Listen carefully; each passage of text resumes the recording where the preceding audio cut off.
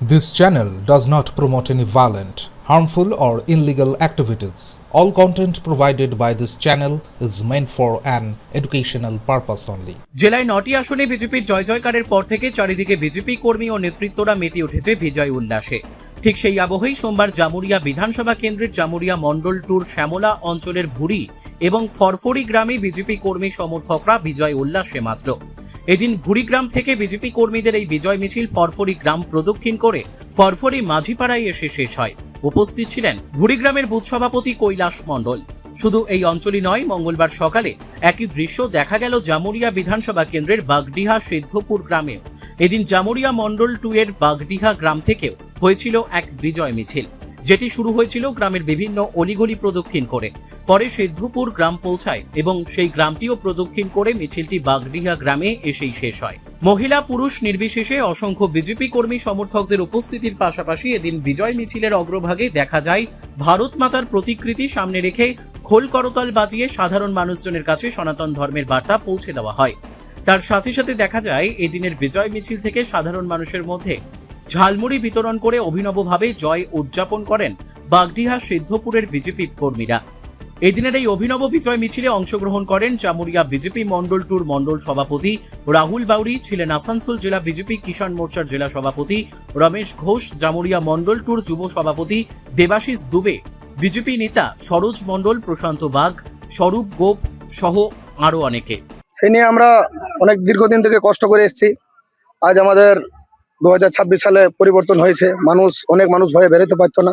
আজকে যেভাবে মানুষের উচ্ছ্বাস, আমাদের প্রতি আনন্দ বেড়েছে, আমরা অনেকদিন কষ্ট করার পর আজ সরকারকে আনতে পেরেছি, যার জন্য মানুষের উচ্ছ্বাস, এটাই আমাদের আনন্দ লাগছে খুব। কত মানুষ আজকে বিজয় মিছিলে অংশগ্রহণ? মোটামুটি 300 থেকে 400 জন মানুষ আমাদের সাথে আছে। দেখা গেছে ফরফরি বুথ লিড করেছে এবং ভুরিরও একটা বুথ লিড করেছে এবং অন্য একটা বুথ এখন লিড করতে পারেনি। সেই দিক থেকে সাংগঠনিক ভাবে আগামী দিনে কি পদক্ষেপ আমাদের আরো উচ্চ পদস্থ নেতৃত্ব আছে, তারা আসবে, দেখবে কি করলে কি হয়, তাদের কাছে আমরা যাব। এলাকায় কি সমস্যা রয়েছে এবং সেগুলো সমাধানের উদ্দেশ্যে আগামী দিনে কি করবে? জলের প্রবলেম আছে, যেটা রাস্তাঘাটের প্রবলেম আছে, ডাক্তারবাবু সেদিন এসছে, সব দেখে গেছে। এবারে যা কিছু ভাবনা চিন্তা করে, ফরফরি এলাকা একটা সময় বালি স্বর্গ রাজ্যে পরিণত হয়েছিল বালি মাফিয়াদের। আগামী দিনে কি এই বালি চলবে না? বালি আমরা আজ কিছু 2 দিন আগে ডাক্তারবাবুর সাথে দেখা করেছি। ডাক্তারবাবু বলেছে যে বালি কয়লা এগুলো কিছু চলতে দেওয়া হবে না। ডাক্তারবাবু অনেক কিছু ভালো কথা আমাদেরকে বললেন। বিজয় মিছিল বলতে সেরকম কিছু না। আজ আমরা জানি 4 তারিখে আমাদের রেজাল্ট আউট হয়েছে, পশ্চিমবাংলাবাসী একটা দুর্নীতিগ্রস্ত সরকার থেকে মুক্তি পেয়েছে, তাই মানুষ একটু খুশি মানাচ্ছে। এটা বিজয় মিছিল বলে কোনো কিছু না। আর আমাদের সরকার এখনো পর্যন্ত, আমাদের পার্টি কোনো সেরকম বিজয় মিছিলের পারমিশন দেয়নি। শুধু মানুষ যে অত্যাচার থেকে, আজ সন্ত্রাস থেকে মুক্তি পেয়েছে, তারই একটু আবির খেলে আর একটু মিষ্টি মুখ করে আর একটু গান বাজিয়ে শুধু তারা এই খুশিকে উদযাপন করছে, আর কিছু না।